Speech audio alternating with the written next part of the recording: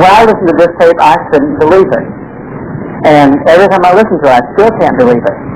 But I go entirely by the integrity of the good friend of mine who knows the people that recorded this. And if it wasn't for him and his reputation, I would say something is really weird about this tape. What happened was, as relayed to me by Dr. Schneider from Kansas City, a group of 7 people in Kansas City got together for choir practice. Have you heard this? Anybody heard this?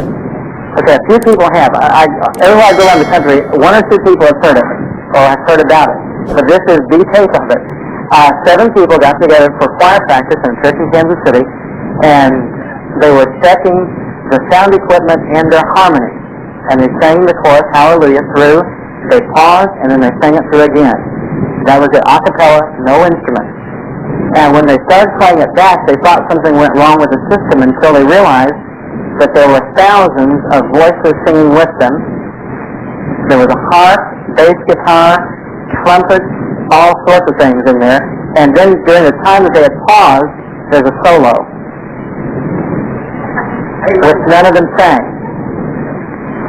To complicate matters, one of the men that was singing with them a few months later went down to Haiti on a missions trip, and when he was down there, the group, the church they were ministering at, the song leader was leading them in the Hallelujah chorus, and during the middle of it, he started singing this chorus, or the verse that's found on this tape.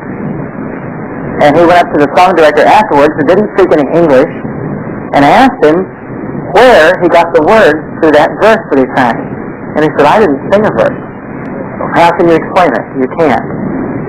But I have a friend in Lubbock, Texas. I'll be with him next week, and he's a music professor. And he listened to this tape, and he said, Claude, there are voices on there that are higher than the human vocal range can go. And they are sustained for a longer time than what the human voice can sustain one note with that much clarity. And so there is no other explanation for it except